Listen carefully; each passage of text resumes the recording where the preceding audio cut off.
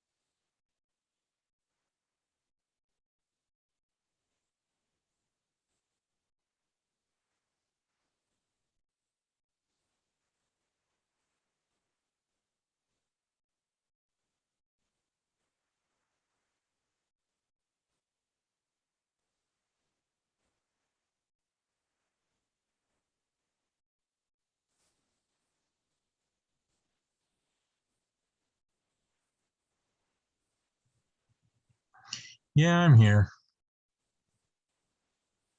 Damn, I mean, stupid machines aren't working right on campus. And I was having issues with my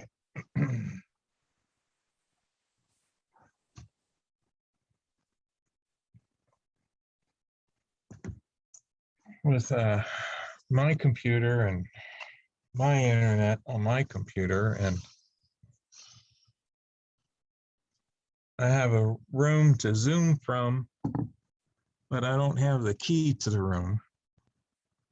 So I'm in my office space on campus and I'm rushing to set up my camera and stuff. But I'm having issues with my stuff not talking to each other.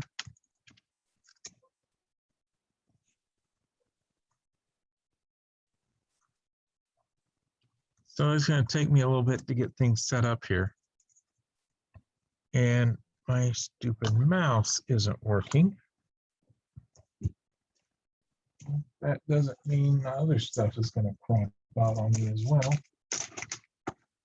Anyway. Trying to get my secondary screen set up.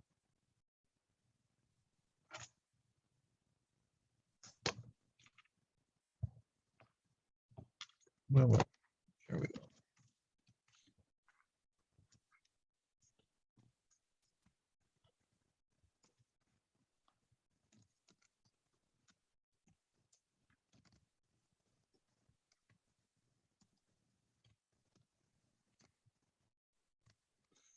That's wrong end.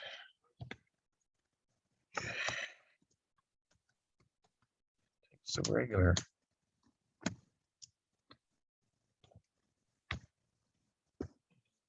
This one. So where's the camera?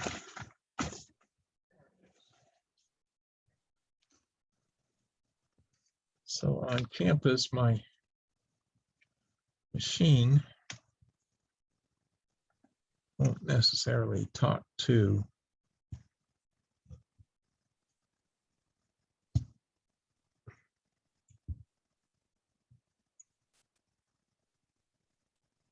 they don't necessarily talk to each other, and that's not supposed to happen. Oh, all right. Oh, that'll work. But I gotta see if it'll plug in and work. Right.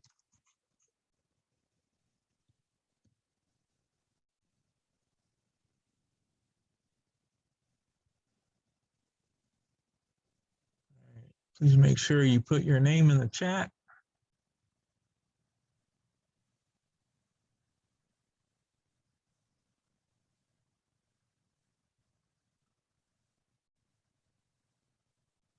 What else am I gonna say here?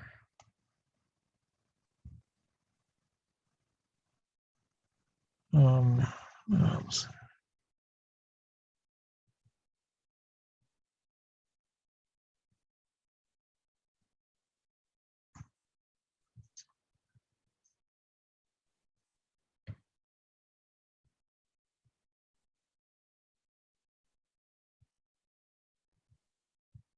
Yeah, then we have our background that way. All right. So that's working right.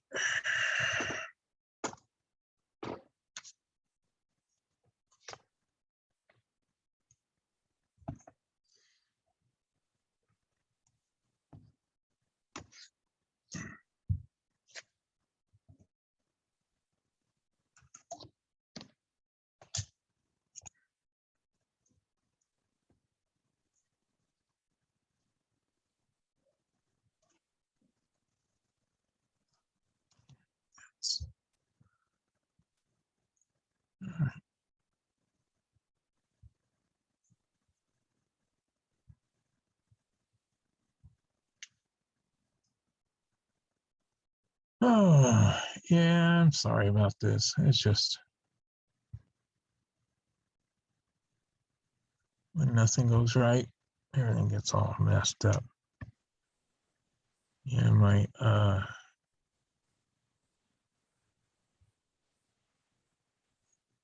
in the classrooms, the Zoom has been really screwing up on me for some reason.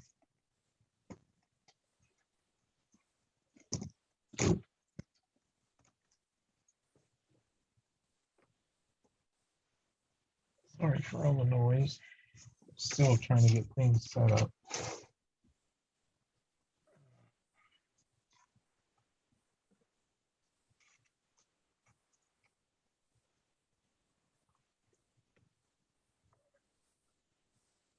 I'm supposed to have a computer here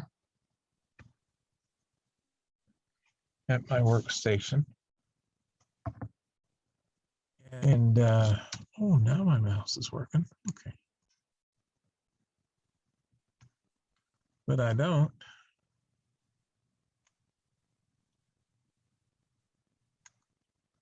That's not supposed to go across there.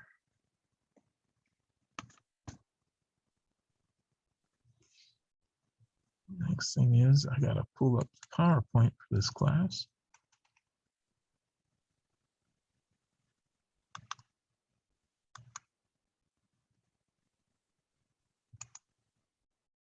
All right, here's the PowerPoint.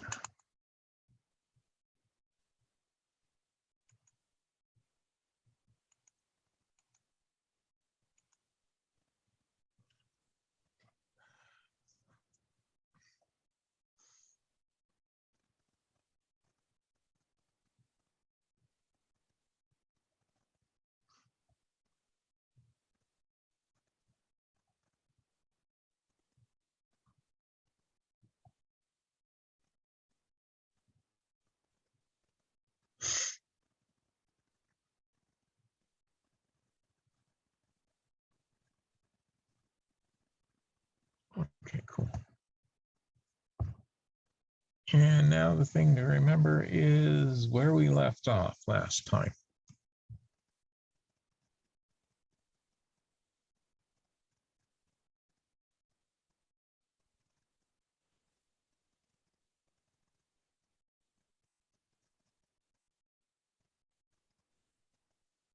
And I have 3 sections of college algebra. So have we done minimums and maximums?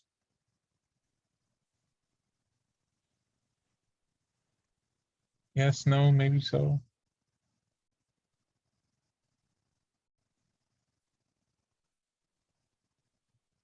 I don't think so. Did we discuss even and odd functions?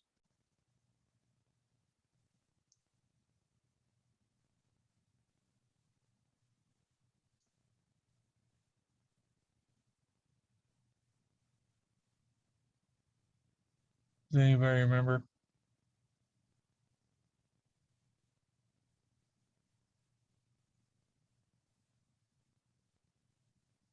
Constant increasing, decreasing. All right, so we did even odd. So I'm going to pull up the slide I think we'll start on. And we'll go from there.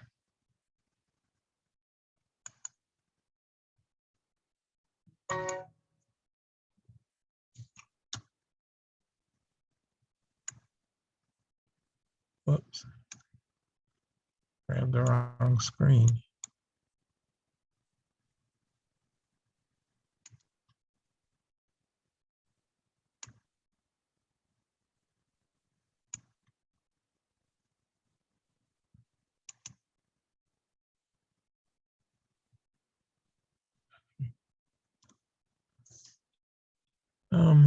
Let me see.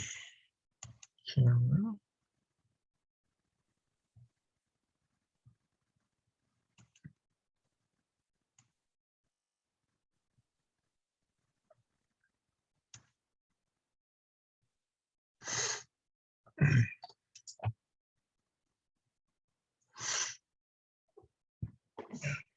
second, I need to do something. So I don't have this horrible glare.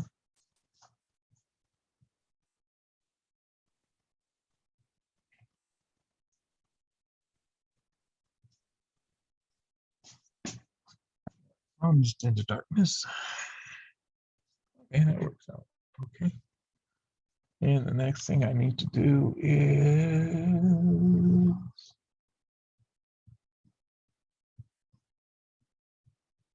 no, I don't need to do that. That's the thing I had. Okay. Need to pull up my Zoom. I do share screen. Oh, one more thing I needed to do.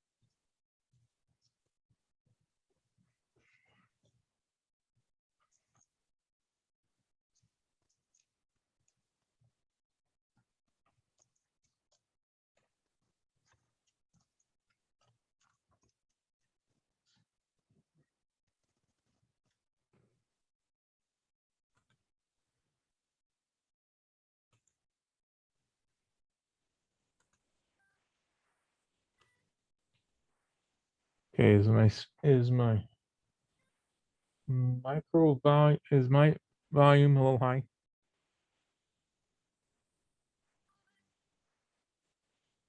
Okay.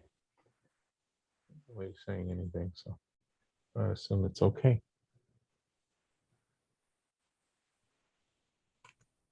So my next thing to do is go ahead and do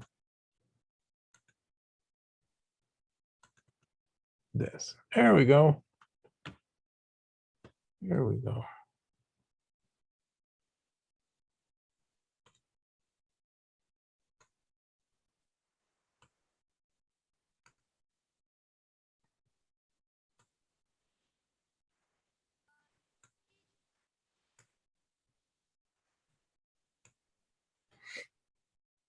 All right, and so we've done this screen, right?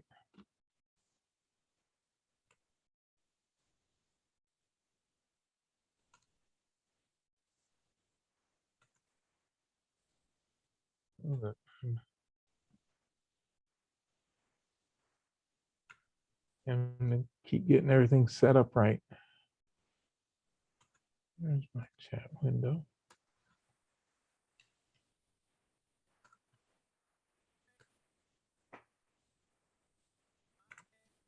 When I do share screen, my chat window disappears. Okay. So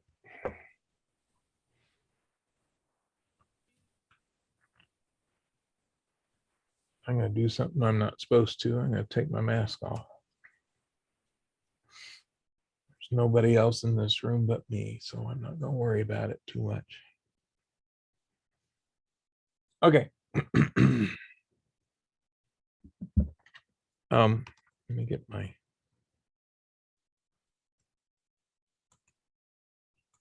pointer. And here we go. Okay, so they want to know where it's increasing, decrease. So we haven't done this part yet. We're just on this page, or we've started, or we've done some stuff on this page. Well, I'm going to copy this over here.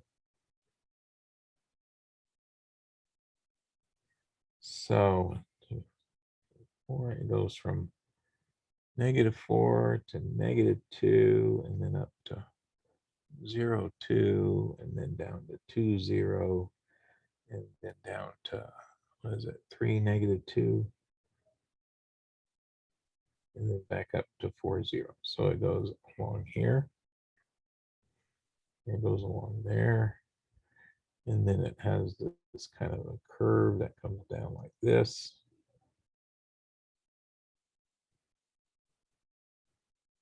And so this is -4, this is -2, this is 2, this is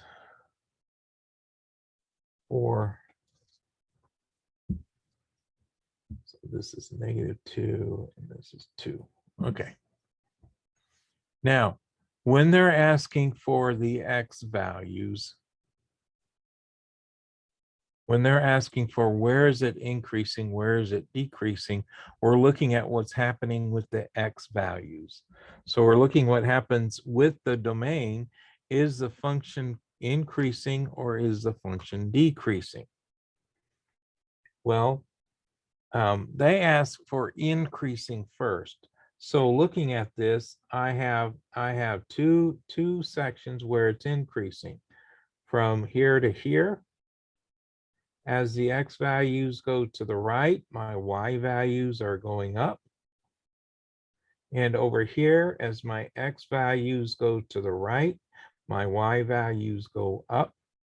So that's the definition of increasing. So it's from -2 to 0. And they use the notation with closed brackets.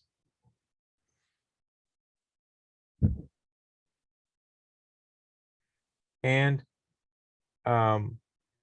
the other interval, it's from 3 to 4. So from 3 to 4, it's increasing, and from -2 to 0, it's increasing. So that's where it's increasing.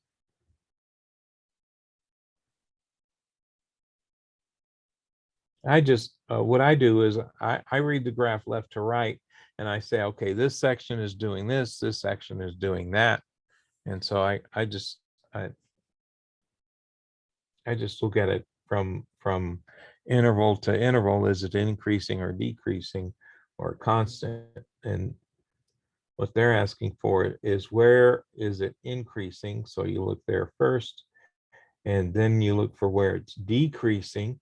Well, from here all the way to here, as x goes to the right, the y values go down. Don't let the fact that they marked this point and gave it its name 2, 0 throw you off saying, okay, it decreases here and then it decreases here. No, it's just all part of the same decrease. All right. And so it starts at 0 and it goes to 3. So from 0 to 3, it's decreasing. And that's the only section of this curve where it's decreasing. Every place else, it's either increasing or being constant. And the constant part is the easy one to see because it's just flatlined. And that starts at -4 and goes to -2, right? Intervals talk about the low end versus the high end. So low end goes first, high end goes second, and that's where it's constant.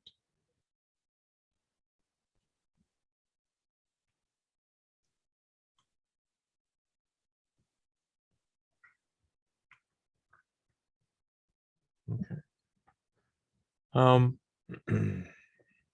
Now, I disagree with the use of the brackets because the brackets means that the endpoints are part of the interval. Well, at -2, what is it doing? Well, here it's saying it's doing both. At -2, it's saying it's being constant and being increasing. Well, now we have a schizophrenic point who can't decide what it's doing. Am I increasing or constant? Or am I doing both at the same time? Well, you're not doing either. You're changing direction. And wherever you change direction, it's not part of one or the other. It's like when you throw a ball straight up in the air and for just a split millisecond, It's not going up and it's not coming down. It's just staying right there at its high point. So that's what like this point here is. It's at its high point. It's not going up. It's not going down. It's at its highest point. So on one side, it's coming up and on the other side, it's going down. So that's where I disagree with the author here.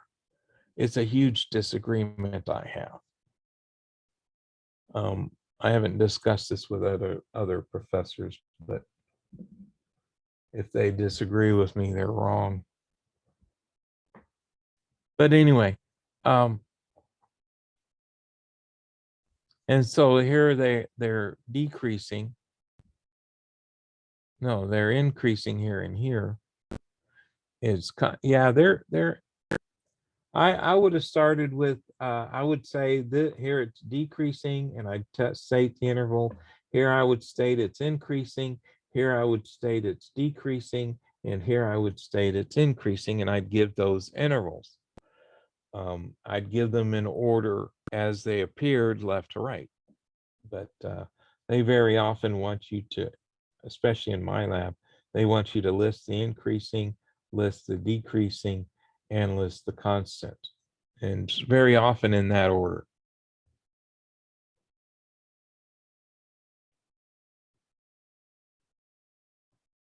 And here it's decreasing in that interval. And you can use the inequalities to show those intervals as well.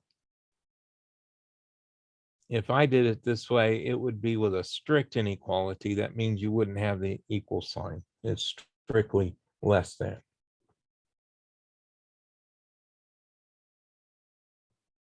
Now we're going to talk about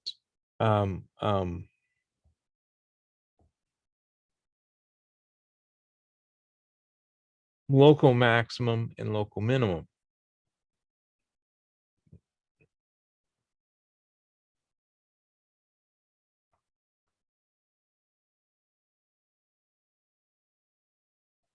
Local maxima, local minima are part of what is known as the local extrema. These are either the Latin plural for minimum, for maximum, minimum, and extreme. We use the term extreme, meaning that they're at the extreme ends. They're the small numbers, the smallest y values or the largest y values in those intervals. Now, a local maximum and minimum are within an interval. And it's an open interval, which means it won't include the endpoints. So between these two x values, and strictly in between, there's some x value here that gives us our maximum y value. Okay, so that's what we mean by a local maximum, is we have a portion of the graph where you have a high point. Okay, same thing is true of local minimum. You have some place where you have a you have some x value in here where you have the smallest y value. So the y value is the local maximum or local minimum. The x value gives you the local extreme. Okay, so these are the formal definitions. If you have a graph, this would be a local maximum, this would be a local minimum. They are in no means the lowest y value and the highest y value of the graph. It's local. So if here's my x-axis, I'm talking about this neighborhood, about this x, this is the highest x value. And in this neighborhood, about this x, this is the lowest y value. I talk about looking for your hills and your valleys. The top of a hill is a maximum. The bottom of a valley is your minimum. You might have the phrase hills and dales. A dale is another word for valley. It's an old-fashioned word for it. Okay. Next slide, Thomas. So here are two examples of those where you have local minimums and local maximums.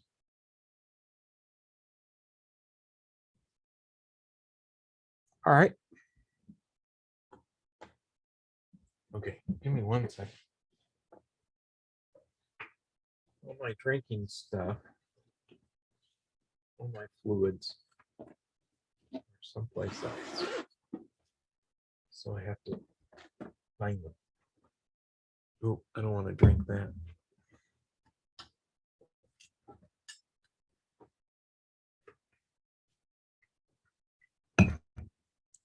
Okay.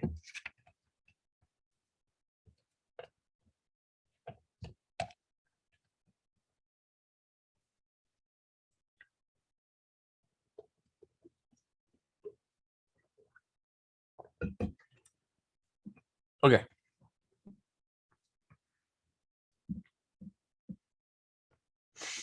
Now in this graph, we can find our maximums, our local maximum and our local minimum.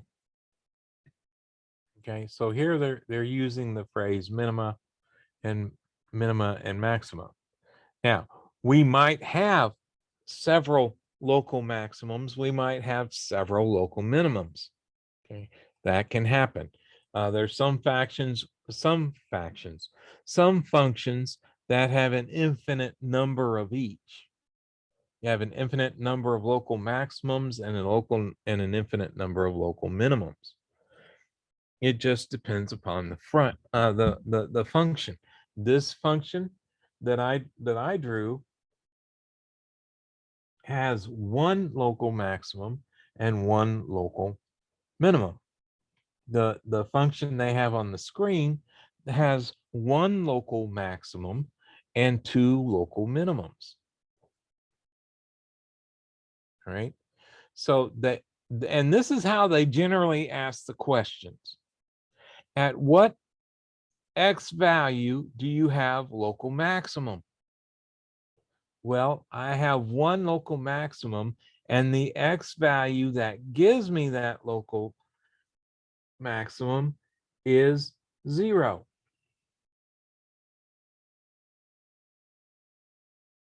And so what's that local maximum? Well, that's going to be f of 0 equals 3.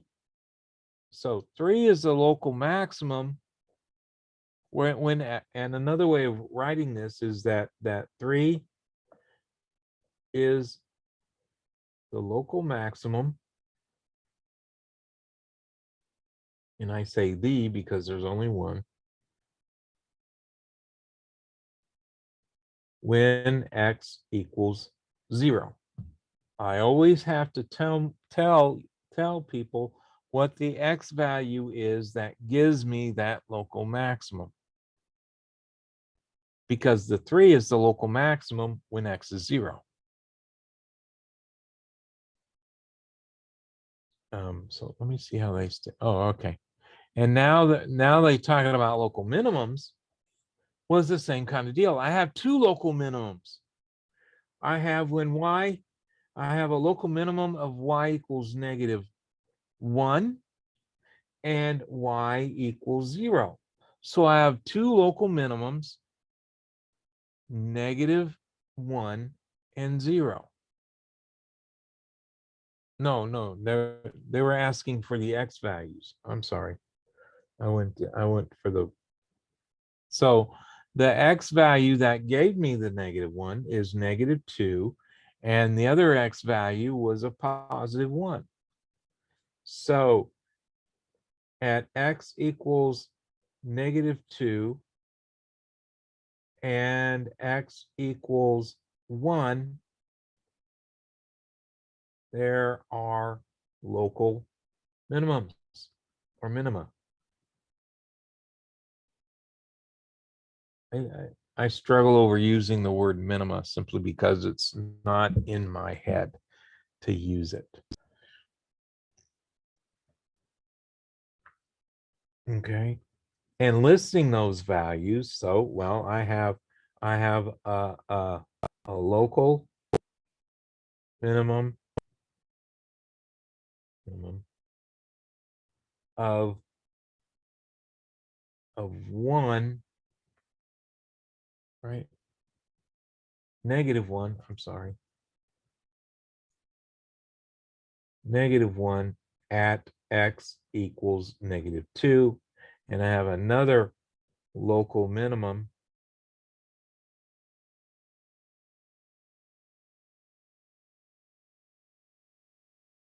of 0 at x equals 1.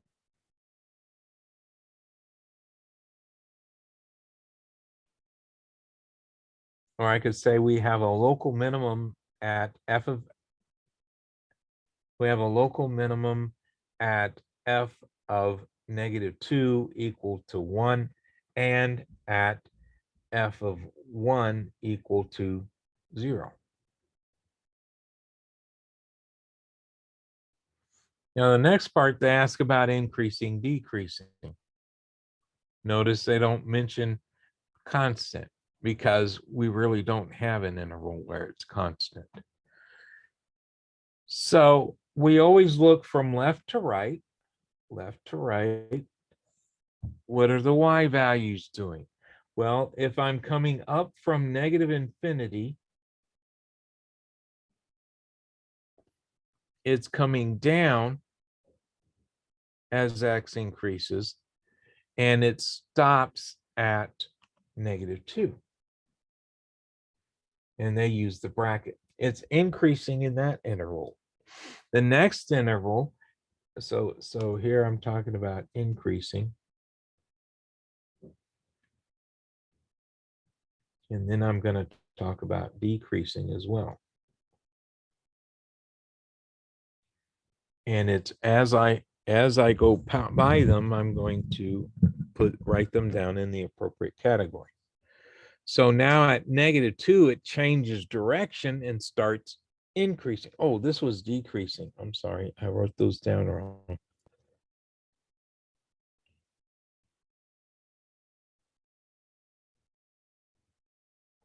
So now the next one is going to be increasing. And it starts at -2, and the graph keeps going up until we hit this point, and that x value is 0. Now on the other side of 0, the graph starts going down. Okay, the graph starts going down, so now it's going to be decreasing from 0, and it stops going down here, and that's the x value of 1. And now on the other side of 1, it starts increasing, so that now we have the beginning of the last interval, and as x goes to infinity, the function keeps increasing. So it's from 1 to infinity, and we always use the parentheses on the infinities because we never reach infinity.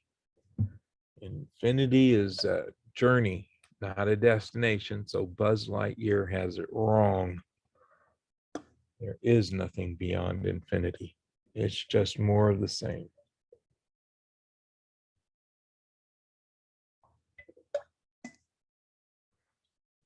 I need a drink from that one.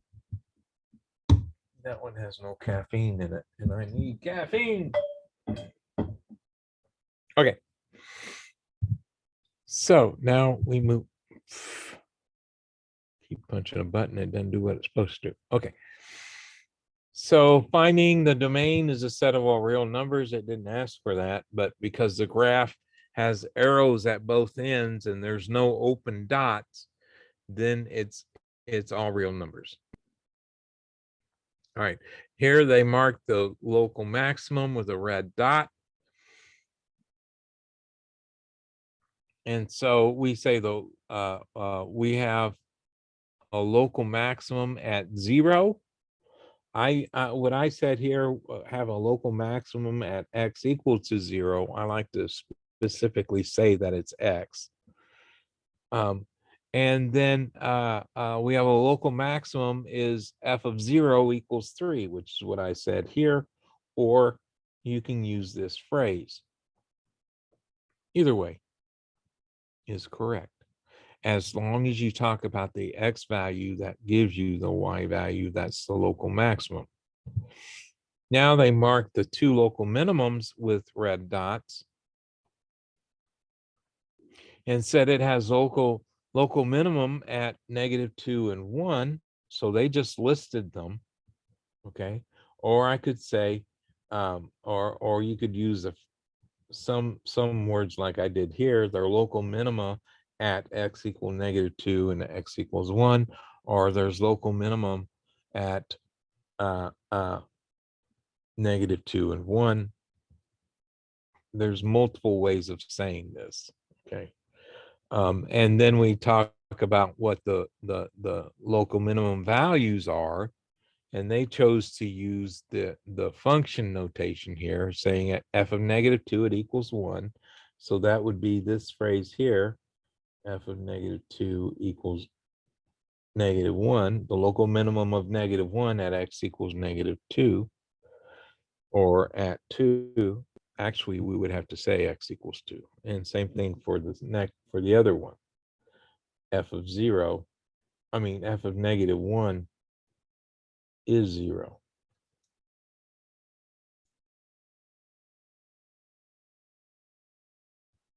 Okay. And they looked strictly at where it was increasing, and so they didn't do what I did, which was I divided into 4 intervals, and I looked at them as I went from left to right, and I put them in the right group as I went down. And they put and in between. Okay. And you could use the inequality to show those intervals, or you can use interval notation to show the intervals. And same thing with the decreasing. Okay. And I looked at it left to right. So I found the decreasing, and then increasing, and then decreasing, and then increasing. Okay. Now in MyLab, they'll want you to list them as increasing and then list them as decreasing. So they separate them out that way. On a test, if I ask for this, just as long as you tell me what intervals, where you tell me the intervals and what's happening on those intervals. So what I typically do, I would write them in the order I just found them, and I'd write decreasing under this one, increasing under this one, decreasing under this one, and increasing under this one, and I'd list them going left to right as they occurred in this graph. So however you choose to do it is fine with me.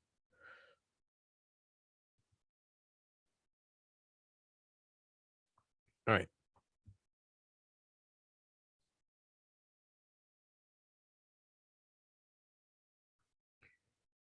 Let f be a function defined by some interval. Now, with absolute maximum and absolute minimum, it's not the same as local. With local, we're talking about an open interval. Here, we're talking about a closed interval. So the endpoints are part of this discussion. Where with local minimums, the endpoints are not part of the discussion, right? Now, for some number u in I, so when they talk about it being in the interval, we're not talking the endpoints. But in this case, we are talking the endpoints. Okay. So for whatever the y values are, f of u, the y value that goes with u, is the maximum y value. If you have a maximum y value, you will just have one number. Now, it may hit that number several times, so you'll have multiple x's that will give you that y value, but you only have one absolute maximum value if you have one. So that'd be like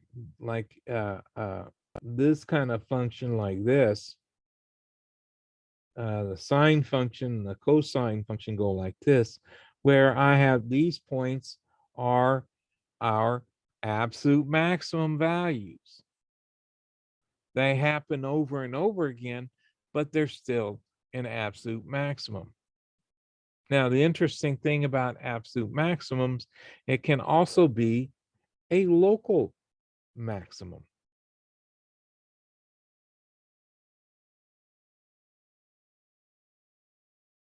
And same thing is true of absolute minimums. It's the smallest y value on the graph in that interval, the smallest y value.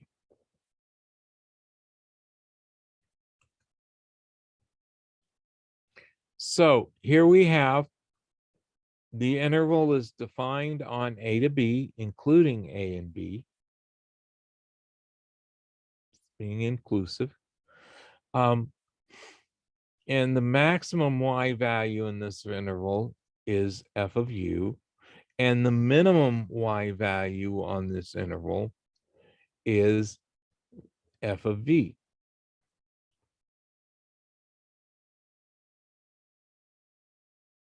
Right? The y value is the number we're looking for. Now, we very often have to state which x value gives us that y value.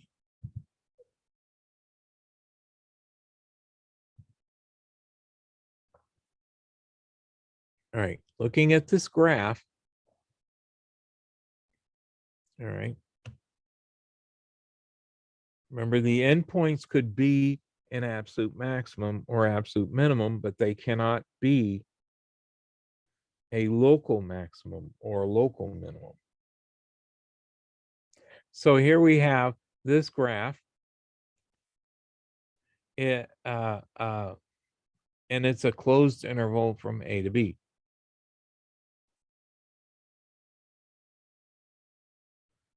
Find the absolute maximum, the absolute minimum, if they exist, because these things might not exist, which is fine. And also find any local maximum or local minimum. This function has one valley and one hill, so it has one local maximum and one local minimum.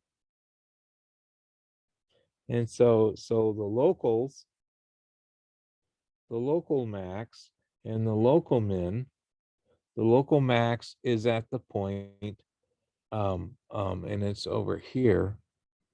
And what does that look to be at? 3, 6? I'm going to say it's at 3, 6. They say I'm wrong. Okay. And then the local minimum seems to be at 1, 3.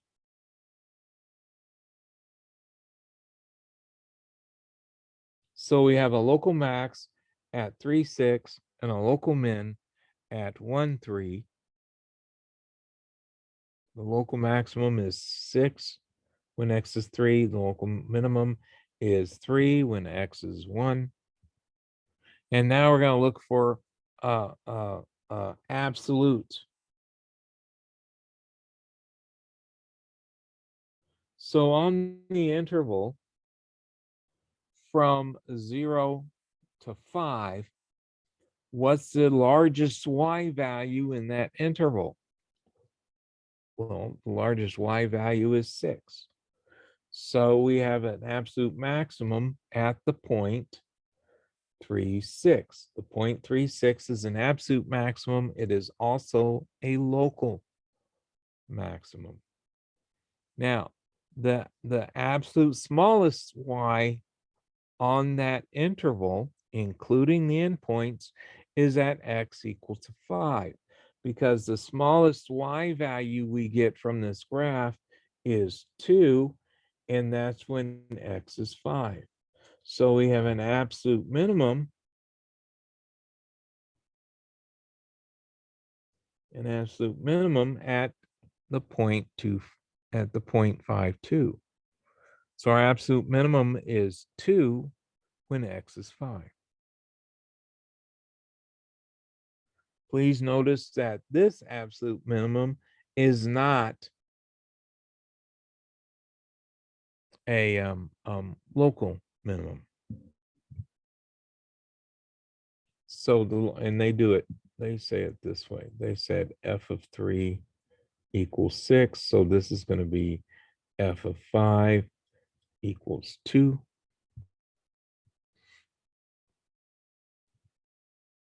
The function has a local maximum value of 6 at x equal to 3, and a local minimum value of 3 when x is 1.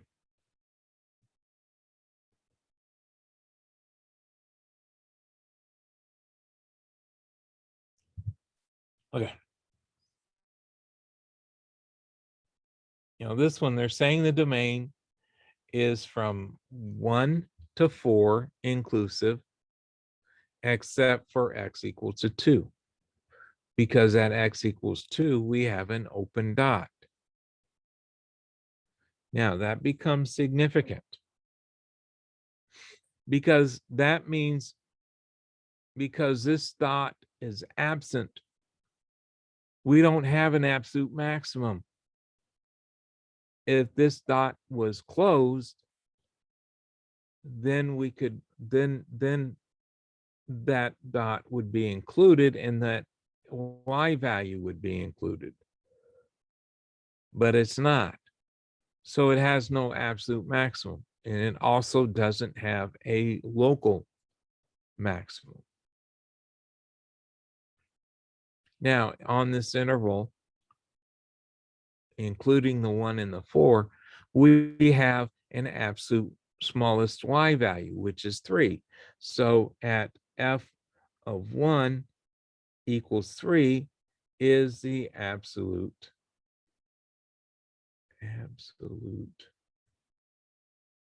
minimum.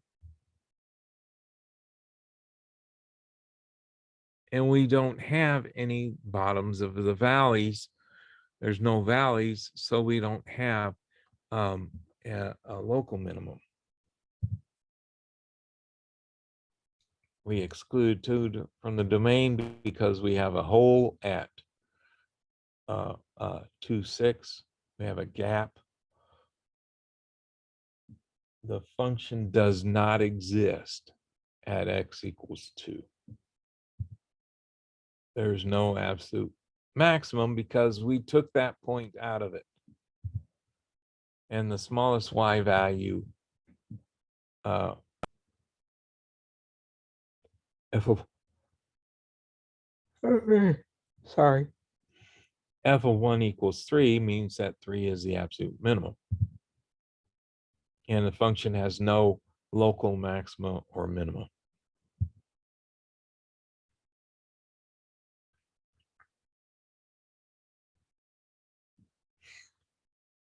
Now,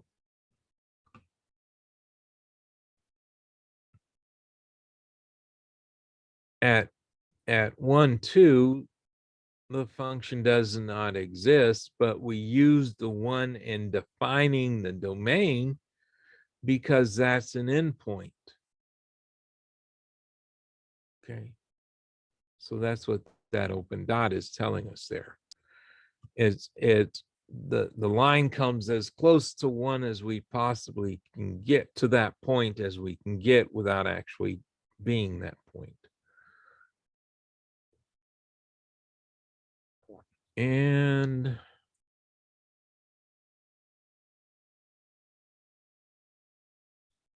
absolute maximum is over here at this point, 6.3. So that's our absolute maximum happens when x is 6 and we get 3. Now, we have an absolute y, we have an absolute minimum value, and the absolute minimum is 1, but it hits 1 on this interval, including the endpoints. So from 2 to 4 inclusive,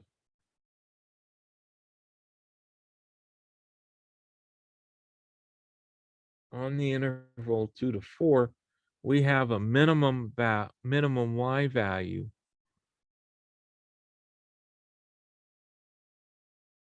so I'm trying to think of ways to say this.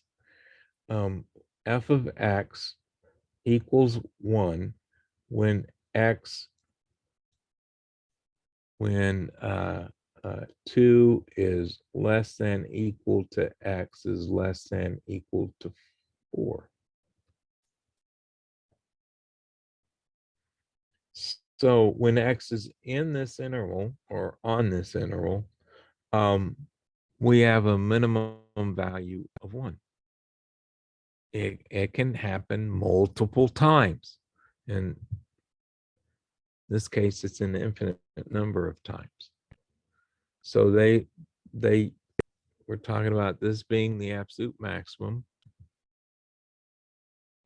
So the absolute minimum is 1, and notice that the absolute minimum occurs at any number in the interval 2 to 4, inclusive.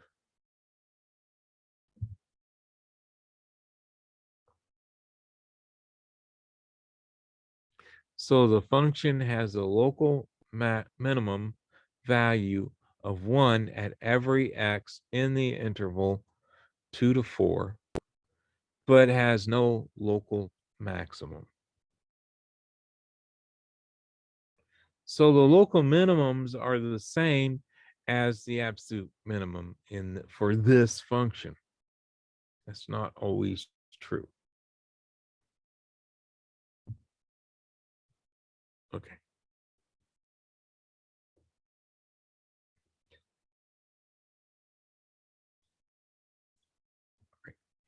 Because of this arrow here, that means the function keeps going down in this direction. As x increases, the function is decreased. As x increases, the function decreases. So it goes on to infinity. So there's not going to be a smallest y value, but there is a largest y value. So it will have an absolute maximum, but it won't have an absolute minimum. The absolute maximum occurs here at x equals 0. So f of 0 equals 6. That's its absolute maximum, and there is no absolute minimum. Now, because this absolute maximum is at an endpoint, then it is not going to be a relative maximum, and there's no other hill point.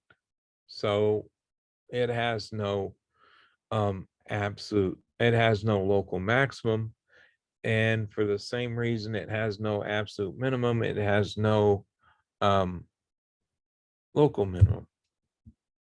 So it has neither local maxima or minima.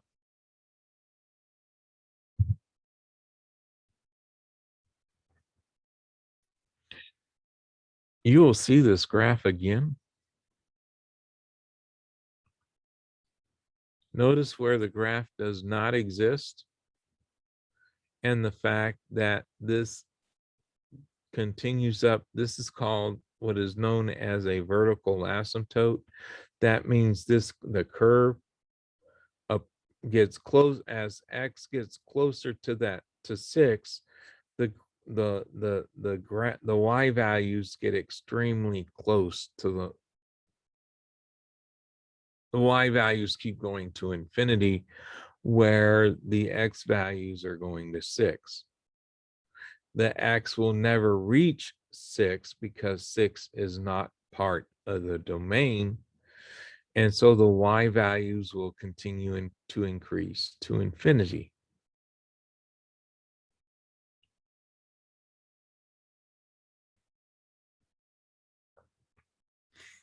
Now, looking for the absolute maximum, because this graph grows forever, there is no absolute maximum. Now, looking for an absolute minimum. At the point 2, would be a logical place for the absolute minimum, but it has an open dot. So there is no absolute minimum.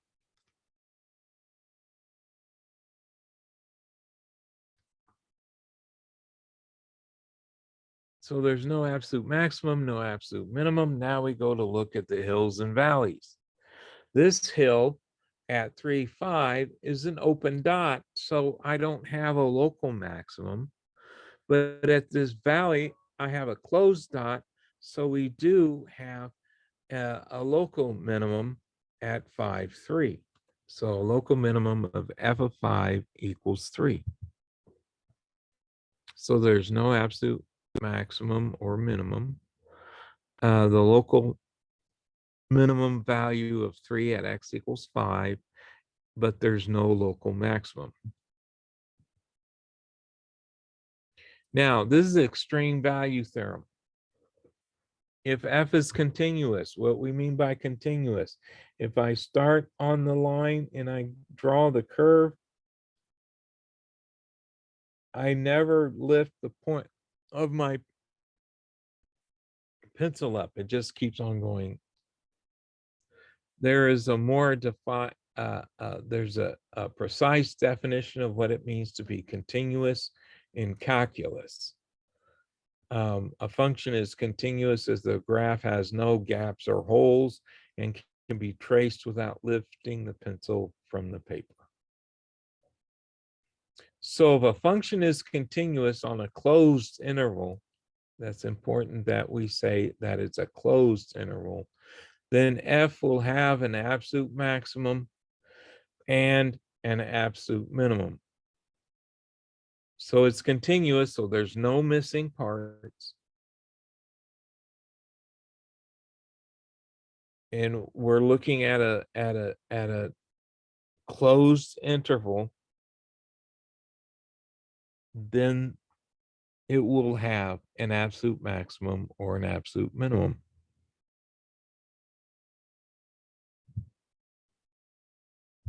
Okay.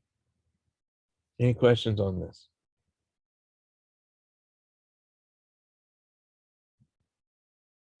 Now, average rate of change.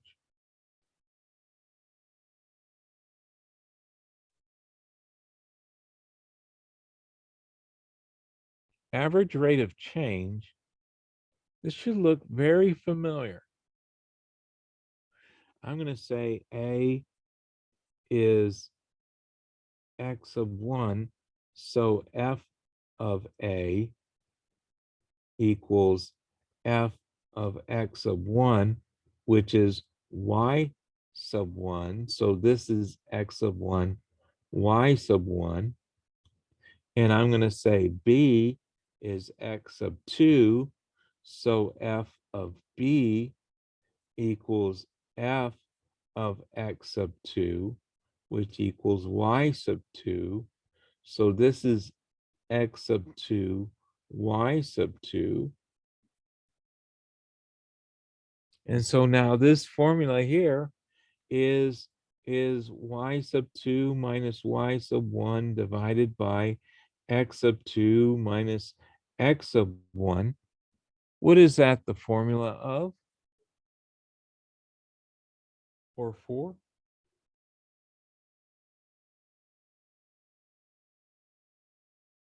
Yeah. Anybody tell me? Slope.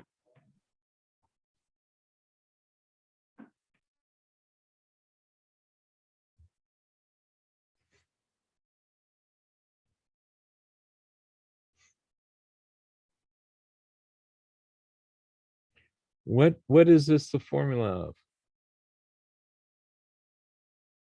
You learn this in Algebra 1.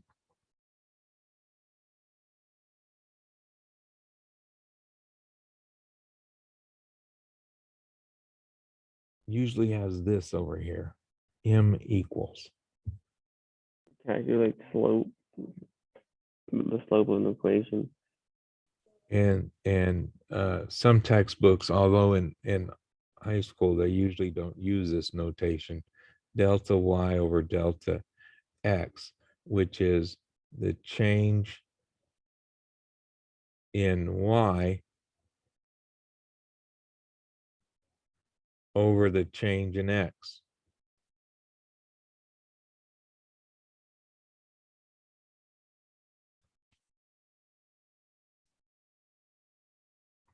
There you go. Yeah, slope.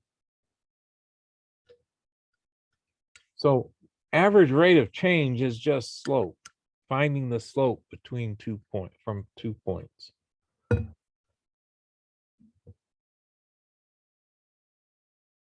So when we talk about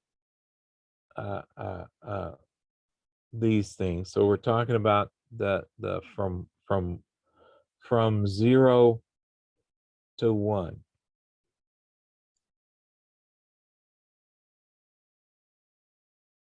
Zero to 1.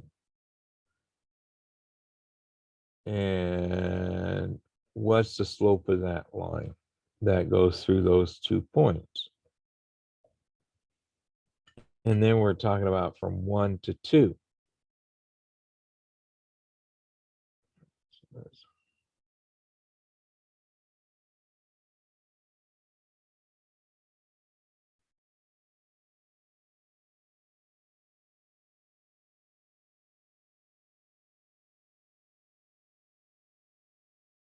So we're talking about this slope. And then they're talking about the slope from they did from 0 to 1 and 1 to 2, and then the slope from 0 to 2, which gives us this here. So we're looking at 3 different slopes. So the formula is f of b minus f of a divided by b minus a. So, whoa.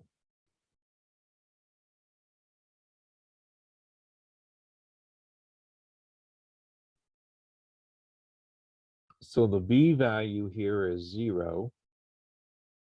I mean, the a value is 0 and the b value is 1. So in the denominator, it's going to be 1 minus 0. And so I'm going to have f of 1 minus f of 0. F of 0. F of 0 is 1. And f of 1 is 2. So this is going to be 2 minus 1 divided by 1 minus 0. So this is going to be 1 divided by 1, which is 1. So this is a slope. This average rate of change is 1. Now from 1 to 2. So now we have the b value is 2 and the a value is 1.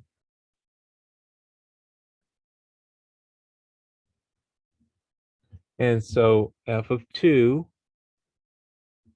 is 5. So my numerator, and f of 1 is 2. So my numerator is 5 minus 2.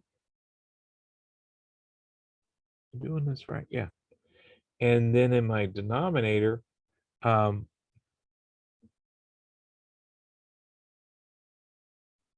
my x value, the b, that's going to be a 1 here, so this is going to be 3.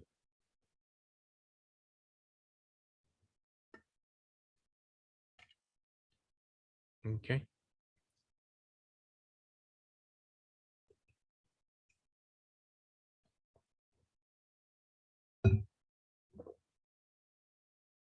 So this was letter A, and this was letter B, and letter C. We're going from 0 to 2. So we're going to do f of 2 minus f of 0 divided by 2 minus 0. My denominator is 2. My numerator is going to be 5 minus 1. So we have 4 over 2, which is 2. So this slope is 1, this slope is 3, but this slope is 2. So it's a comparison of growth. How fast is it growing? Well, this shows a lot of growth in a short amount of time, but over the long haul, the growth isn't as severe as this growth, where the growth in this period isn't as severe as any of the others.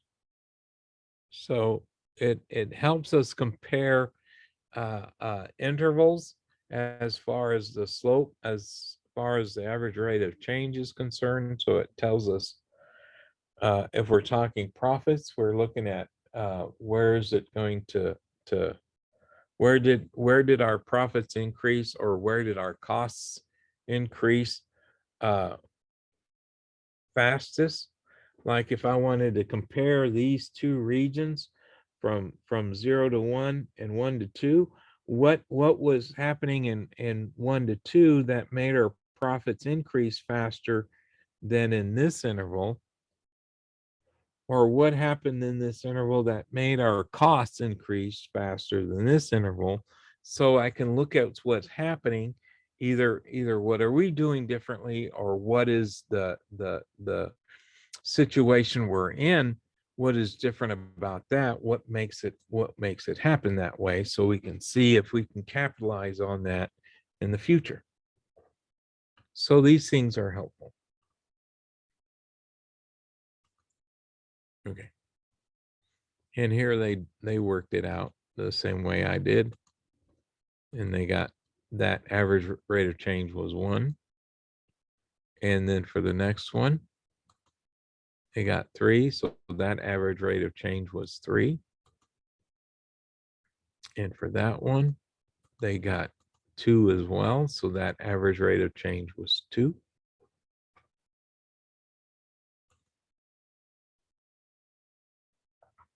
Now the slope of the secant line, if we go back and look at this, I can draw a line.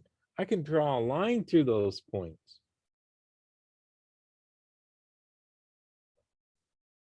And that's what we call a secant line. A secant line intersects the graph at 2 points.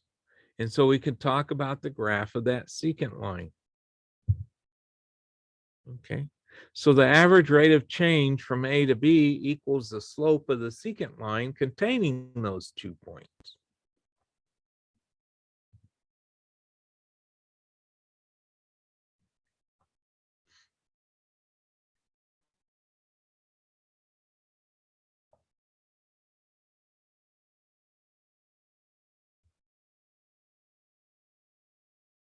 Please notice on letter C, I graded out because I'll just go through those slides. I don't test you on the graphing calculator. All right, find the average rate of change of G from 1 to 3. Well, that means I'm going to do G of 3 minus G of 1 divided by 3 minus 1. So I need to find out what G of 3 is. So that's going to be 3 being squared minus 3 times 3 plus 2. So I get 9 minus 9 plus 2, which is 2. So my numerator up here is 2, and 3 minus 1 is 2, so that's a slope of 1.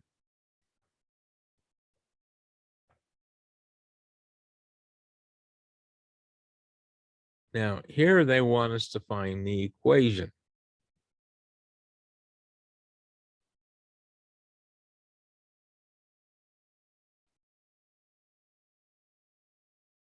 Whoops. I forgot to find g of 1. G of 1, we get 1 squared minus 3 times 1 plus 2. So that might be different here.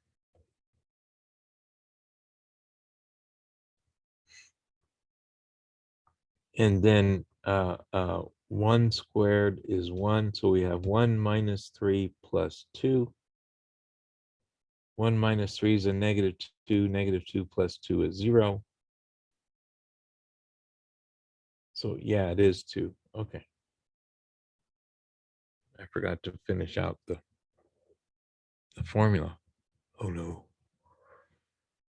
And so now we need to find the slope of the secant line. So here I have the point 3, 2, and here I have the point 1, 0. Right? The point, the x value 1 gives me the y value of 0. That's 1, 0. And I'm going to use that point. Now I use the slope intercept form of the equation to find that equation. And I found the slope. The slope is 2. So this becomes y equals 2 times x plus b. So now all I need to do is find out what b is. Well, I have a point on the line. So I put those values in for x and y, and that'll tell me what the b value is, what the y-intercept is.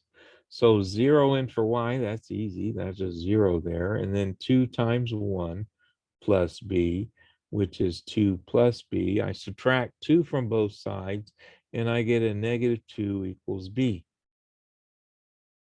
So this plus b gets replaced with a minus 2. So the equation of the line is y equals 2x minus 2. Now they use the slope, they use the point slope form of the equation, which is y minus y sub 1 equals the slope times x minus x of 1.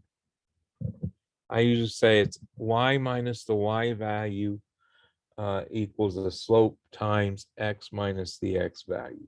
So you pick one of the 2 points. I pick 1, 0. If 0 is one of the coordinates, I'm going to use that point because that's easy number.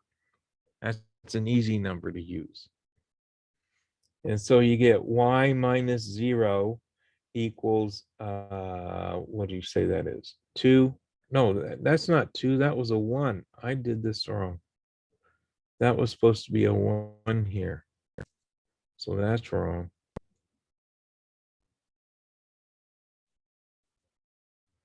So we have 1x plus b. And so 0 equals 1 plus b, or a negative 1 equals b. So the slope is negative 1.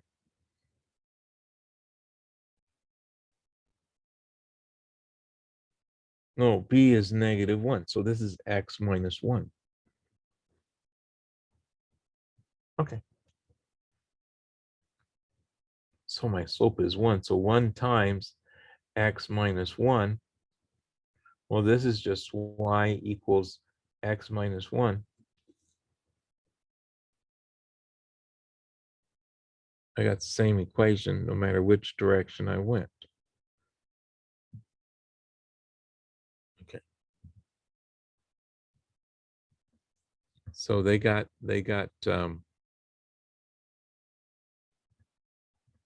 same slope I did after I found my mistake. and then they used point slope to find the equation of the line. We could have done 3, 2. So this would have been y minus 3 equals, no, y minus 2, sorry, equals 1 times x minus 3, which gives us y minus 2 equals x minus 3. Adding 2 to both sides, you get y equals x minus 1. Or doing the slope intercept form,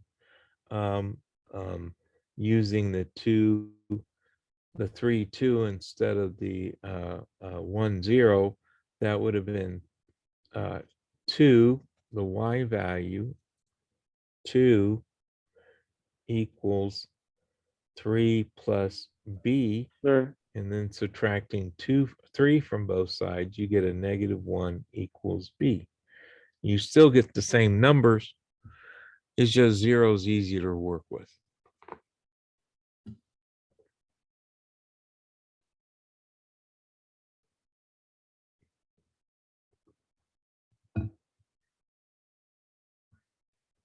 And there they get the same equation. Whoa, what happened there? Uh-oh. Uh-oh. Oh, Lordy.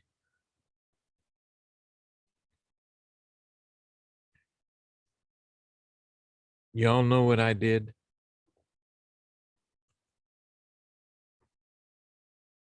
On my computer keyboard, I hit the button that says end. You know what that does to a PowerPoint? It takes you to the absolute last slide of the PowerPoint. And we're not there. We are here.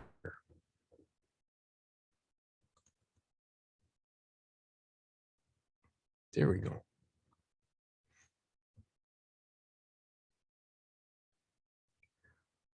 Uh-oh. Well, let me see. Let me see.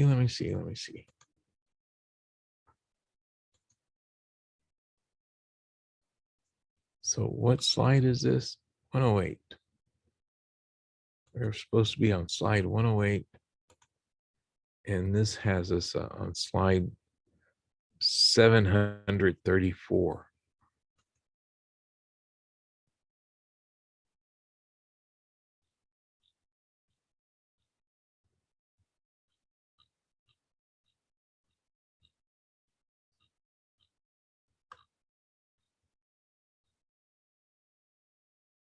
What did I say we were on?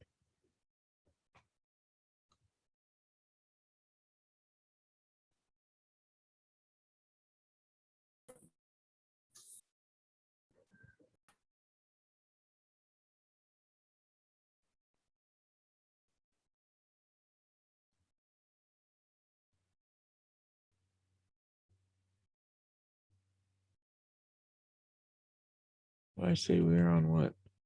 108. Okay.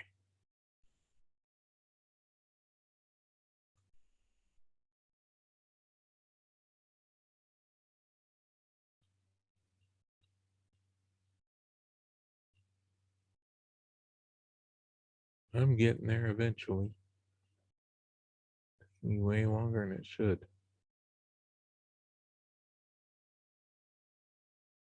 Oops. Passed it up.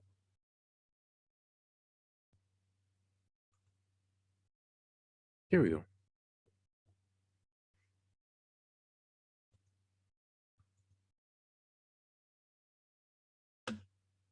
Okie doke. Library functions and piecewise defined functions.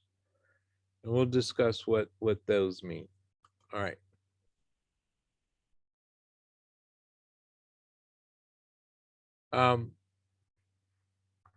The graph of functions listed in the library of functions. All right, we have what's known as different textbooks call them different Are you sure a your lot of screen's times they frozen? refer to the key functions. I usually refer to them as parent functions. If I can spell it right. So key functions and parent functions, in my mind, they're the same thing. We have functions like y equals x, which is the identity function. X gives you itself back again in that function. So it's the identity function. It's the parent function Sir, for all non-vertical linear lines.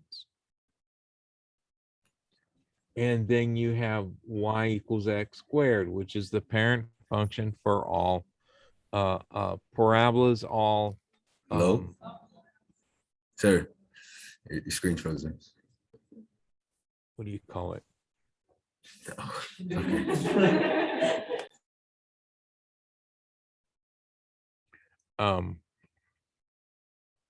Quadratic functions.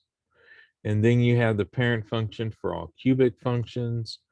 And we have the square root function. And we have the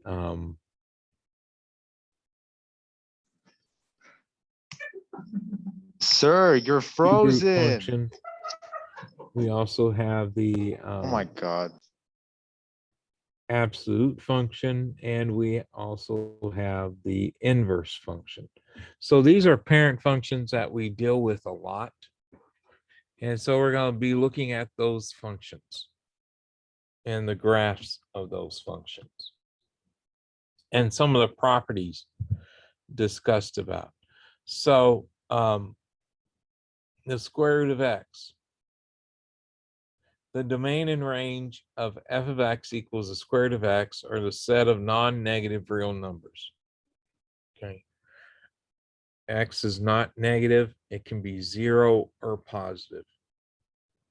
The x-intercept for the graph is 0, and the y-intercept is also 0. So the point 0, 0 is both the x-intercept and the y-intercept. All right, the function is neither even or odd. All right, it has no symmetry with respect to the y-axis or the origin.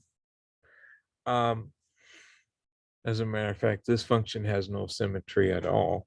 The square root of x is increasing over its entire domain because 0 to positive infinity is the domain. And it has an absolute minimum value of 0 at x equals 0. So the point 0, 0 is the x-intercept, the y-intercept, and it also contains the absolute minimum. And because there are no hills or valleys with the square root function, there will not be any local maximums or minimums. Okay.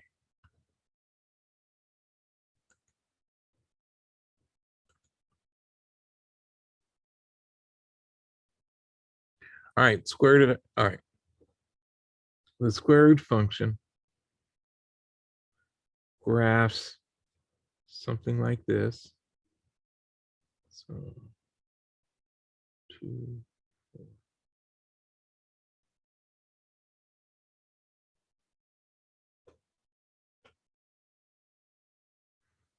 Where this is its absolute minimum,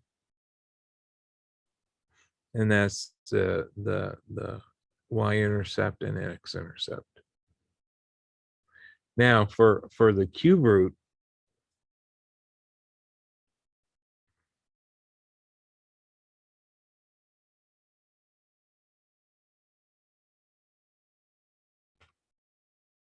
all right, so even or odd, and what the,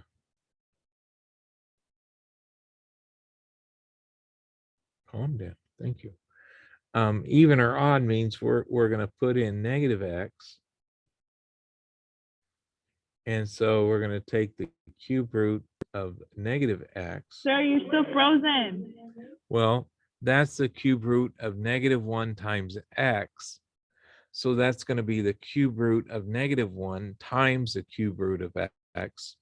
The cube root of -1 is -1. So -1 times the square root times the cube root of x. So that's the negative cube root of x. So that which is the negative of f of x. So that means this function is odd.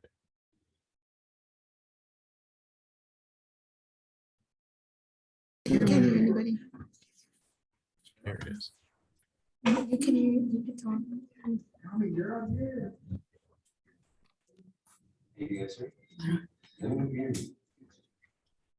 Right. Can I hear you? Mr. Reed, this So is it's Ms. an odd Rios from Memorial High School. function, and it's symmetric with respect to Sir, the origin. you have been Find the frozen for intercept. 10 minutes and So the kids putting have been 0 in trying to for contact X, you. You can't, We get hear you, 0. man. So 0 is the y-intercept.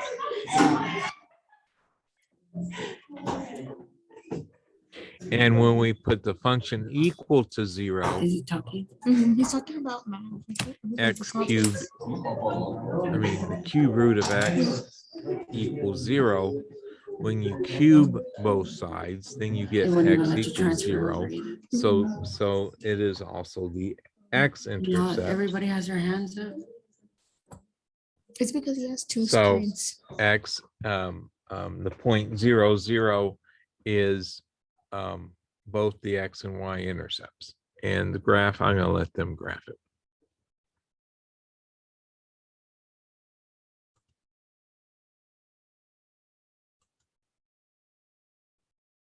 So putting negative x in for x, we get the negative cube root of x, which is the negative of f.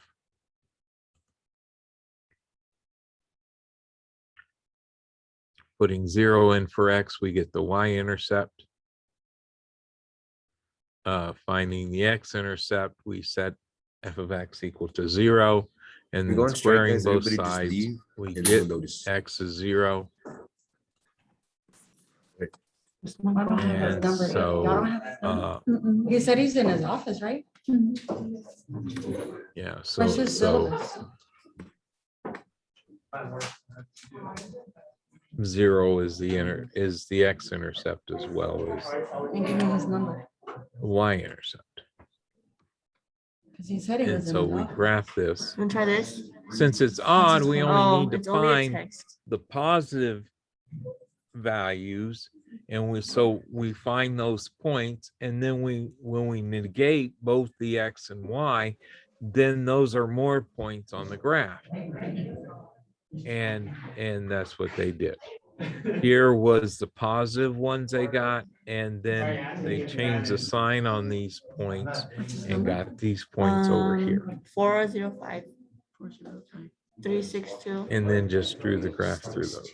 6363.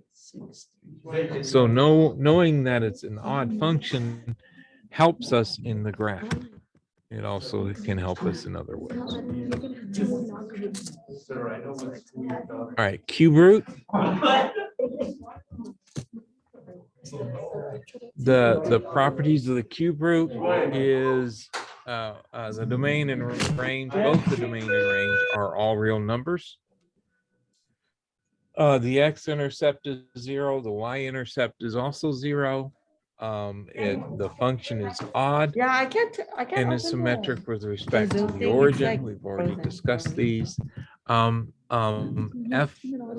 Here, let me see. the cube root of x is an increasing function on the interval from negative infinity to positive infinity. So it's increasing on its domain.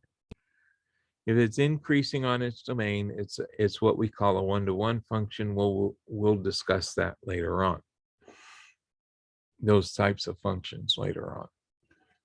Okay, and it does not have any local minima or maxima. as well as absolutes. Because if you look at that graph, there's not going to be any hills or valleys. Okay. Now, absolute functions.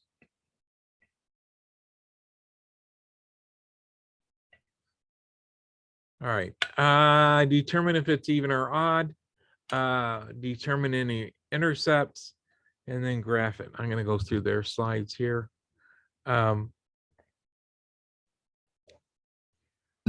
Absolute function is the absolute value function is even, because how this works here is doing the absolute value of negative x is the absolute value of -1 times x, which is the absolute value of -1 times the absolute value of x.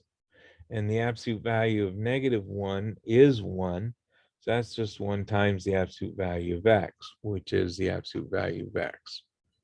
So that's how that works out. Sir, Mr. And Reed, it's symmetric with respect please. to the y-axis.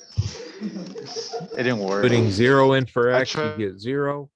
Putting 0 in for f of x, and you still get 0. So the y-intercept and the x-intercept are both 0. And then graphing, we only need to find half of the points because it's symmetric across the y-axis. So I find the points on this side, and then I mirror them over here. I just change the value of the x from positive to negative, and the y stays the same. And so what they did here, why is it letting me do that? Hello? They just found the y values for Can you hear x me on equal that? to 1, 0, 1, 2, 3, Hello? and they got Okay. 0, 0, 1, 1, 2, 2, 3, 3. And so that means 0, 0, -1, 1, -2, 2, and -3, 3 are also on that graph. And so you, whoa, and so you graph those points, boom, you're done.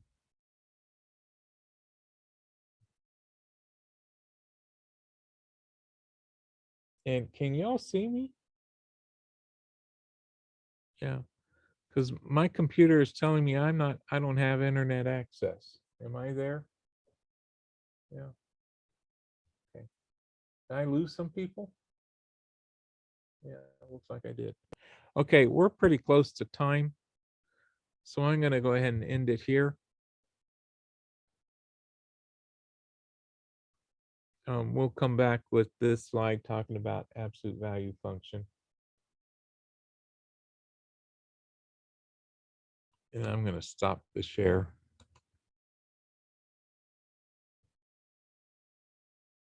And wow, for a second there, I thought I was going to lose my Zoom. I've been losing my Zoom like crazy. What I mean, well, I didn't lose. I've been losing my ability to see Zoom. So it was still there. People were talking to me, but I couldn't see anything. I couldn't see the Zoom. So my field of video feeds and my Hello? Sir, can you hear us? Geez, so how long has that been?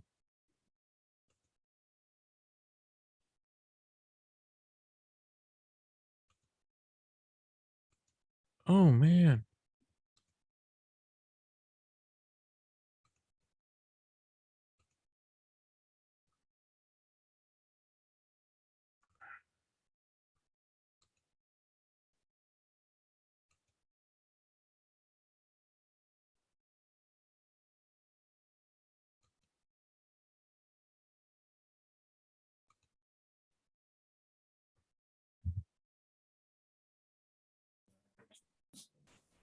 Hello?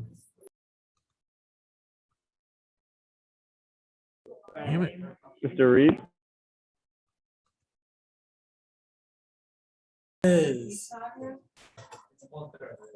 No, otra vez.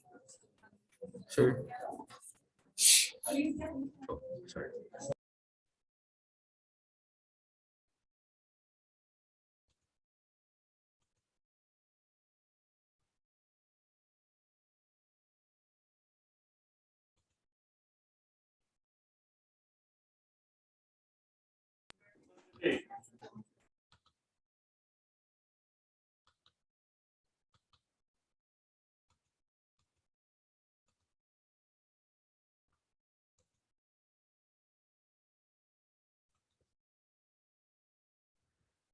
All right. Yeah.